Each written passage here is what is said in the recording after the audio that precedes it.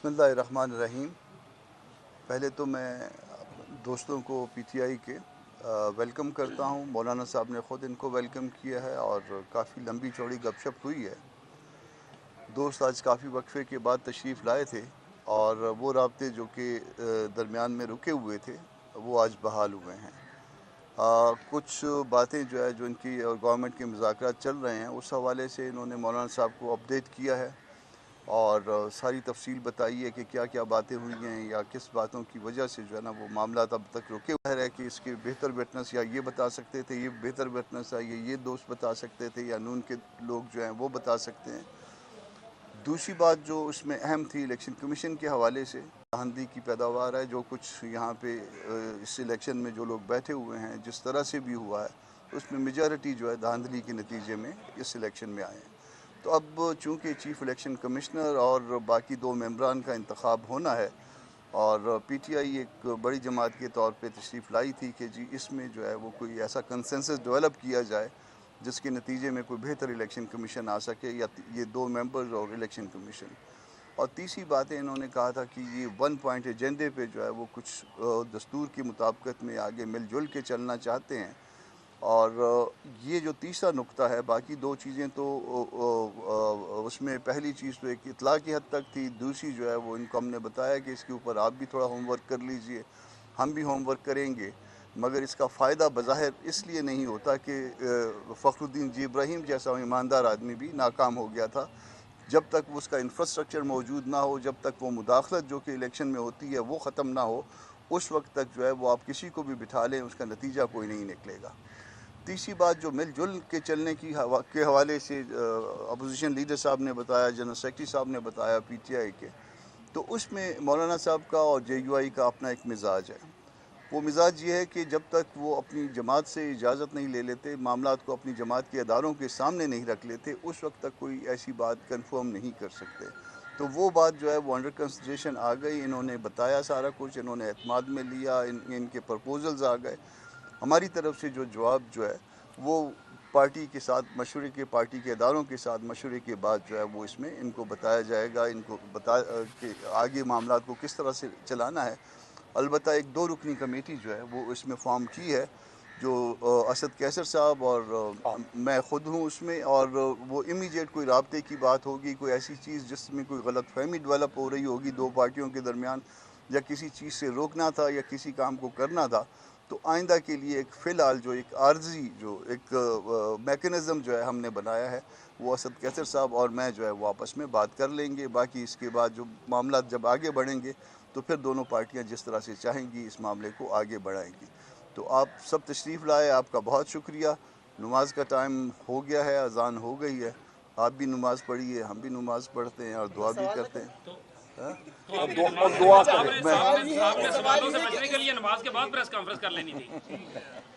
नमाज को नमाज लंबी होती है हमारी। अच्छा, इसीलिए तो हम कह रहे हैं ना साहब, इससे कबल भी उमर यूब मुलाकात साहब एक करके इससे कबल भी मुलाकात जिस दोस्त ने जिस साथी से सवाल करना है उससे मुझे करना। सबसे पहले सवाल करना है कि इससे कबल भी पाकिस्तान तहरीक इंसाफ की आप लोगों से मुलाकातें हुई सकीना साहब की, फिर दरमियान में यहाँ पर हुकूमत के साथ ही मुज़ाकरात की बात चली, बेल ग्रुप में मुज़ाकरात जारी रही और मौलाना रहमान साहब को जो है नज़रअंदाज किया गया।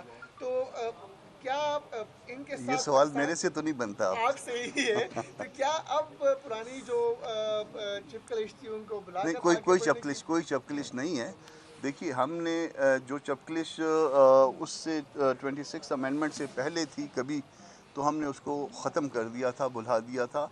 हमने वर्किंग रिलेशनशिप को बहाल कर दिया था। हम हर तरह से भले ये हमसे बड़ी पार्टी हैं अददी निस्बतों से, मगर हम हर तरह से जो है ना हमने इनको अपने एतमाद में रखा, अपने साथ रखा, और इस मामले में कभी भी जो है ना वो कोई हमने कोई कंजूसी या कोई बदनीयती का मुजाहरा नहीं किया। अभी भी एक वक्फ़ा यकीनन आया है, मगर वो वक्फ़ा भी मेरा ख़्याल है किसी बुरी नीयत के साथ नहीं है।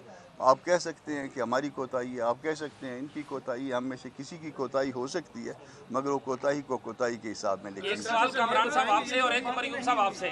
उमर यूब साहब, आप ये बताएं कि जिन कोशिशों में आप लगे हुए थे, वो जिस तरह वो कहते हैं ना कि मछली पत्थर चाट के वापस आ जाती है, तो क्या आप वहाँ पे आपको पत्थर आगे नजर आया और आप वापस आ गए?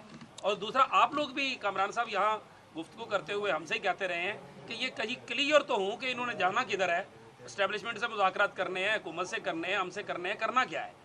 क्या ये क्लियर हो के आगे आप?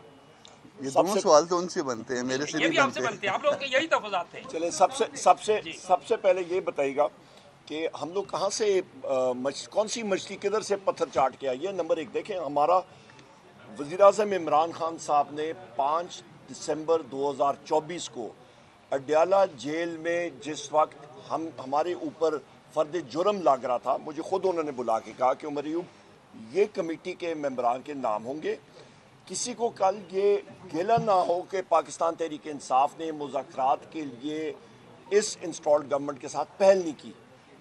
वज़ीर-ए-आज़म इमरान खान साहब ने वो पहल की और इस इंस्टॉल्ड गवर्नमेंट का उसका रद्द-ए-अमल क्या था कि जैसे ही मैं अडयाला जेल से निकल रहा था, मुझे आप सारे साथियों को आपको याद होगा, मुझे उधर ही अरेस्ट कर दिया।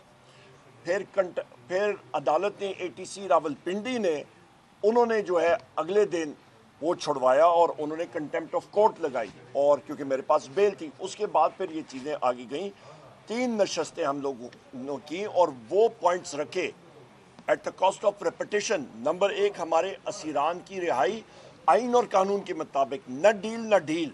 नंबर 2, 26 नवंबर 2024 और आपका 9 मई के जो साने हुए थे उनके हवाले से, जो 9 मई का इंसिडेंट हुआ था, जो हम समझते हैं कि फॉल्स फ्लैग ऑपरेशन था, उसके ऊपर हमने कहा ठीक है, आप एक इंडिपेंडेंट कमीशन बिठाएं और वो कमीशन वो होगा जिसके ऊपर दोनों अतराफ से इंडिपेंडेंट जजेस, सीनियर मोस्ट जजेस ऑफ द सुप्रीम कोर्ट या high court Islamabad high court, उसके ऊपर बिठाएं।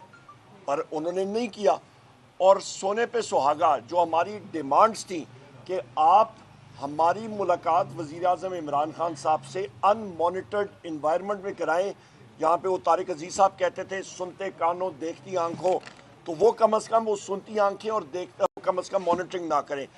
उन्होंने अपने इलामिया में इसके साथ हमारी तायद की, पर वो करा नहीं सके। तो हम लोग ये पूछते हैं कि जनाब कि ये लोग अपने आप को या हुकूमत कहते हैं, तो ये इजाज़त पटवारी चक्री से लेनी है, पटवारी अडयाले से लेनी है, पटवारी दमयाल से लेनी है, पटवारी टोबा टेक सिंह से लेनी है, किससे इन्होंने इजाज़त लेनी है? तो ये आप